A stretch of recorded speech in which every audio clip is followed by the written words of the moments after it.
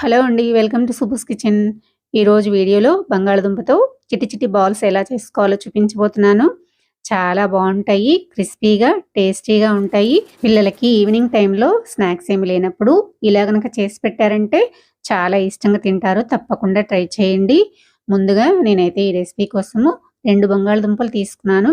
కొంచెం పెద్దగా ఉన్నాయి కాబట్టి ఇలా మధ్యలోకి కట్ చేసుకొని కుక్కర్‌లో వేసుకున్నామంటే తొందరగా ఉడికిపోతాయి. చిన్న చిన్న బంగాళదుంపలైతే అలానే వేసేసుకోండి. ఇలా వేసుకున్న తర్వాత ఇందులోకి తగినన్ని వాటర్ వేసుకొని పావు టీ స్పూన్ వరకు సాల్ట్ వేసుకొని ఉడికించుకోండి.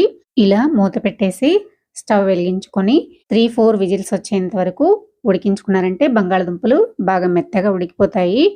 చూసారు కదా! ఇప్పుడు 4 విజిల్స్ తర్వాత చూపిస్తున్నాను. ప్రెషర్ అంతా పోయిన తర్వాత మూతని ఓపెన్ చేసుకొని చూసుకోండి. చూసారా? బాగా మెత్తగా అయితే ఉడికిపోయినాయి.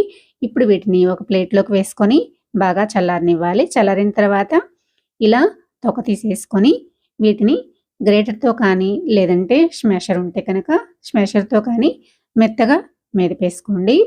చూసారు కదా! నేనైతే స్మాషర్ తీసుకొని ఇలా మెత్తగా చేసేసుకున్నాను.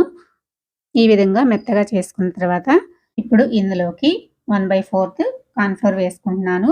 కార్న్ ఫ్లోర్‌కి బదులు రైస్ ఫ్లోర్‌ని గాని లేదంటే మైదా పిండిని కూడా యూజ్ చేసుకోండి.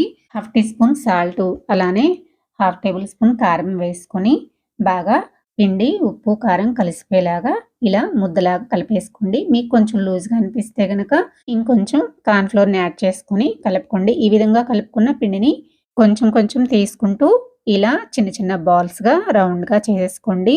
ఇలా చేసుకున్న బాల్స్ అన్నిటిని కూడా ఒక ప్లేట్‌లోకి వేసేసుకొని ఇలా పక్కన పెట్టేసుకుందాము.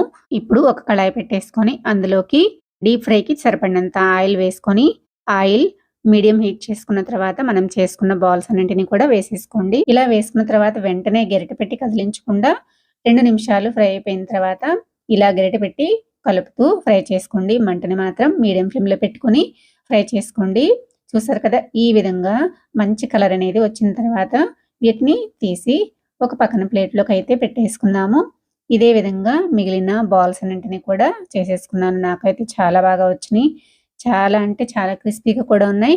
టేస్టీగా కూడా ఉన్నాయి. మీకెప్పుడైనా ఈవినింగ్ టైమ్‌లో స్నాక్స్ లేనప్పుడు ఇలా బంగాళదుంపలతోటి ఈజీగా, సింపుల్‌గా చేసేసుకోండి. అందరూ చాలా ఇష్టంగా అయితే తింటారు.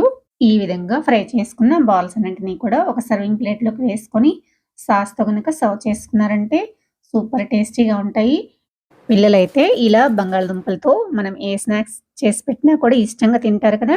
తప్పకుండా మీరు కూడా మీ ఇంట్లో ట్రై చేసి మీకెలా వచ్చాయో తప్పకుండా కామెంట్ చేయండి. నా వీడియో నచ్చితే లైక్ చేయండి, సబ్స్క్రైబ్ చేయండి, షేర్ చేయండి. మరో మంచి వీడియోతో మళ్ళీ కలుద్దాం. Thanks for watching.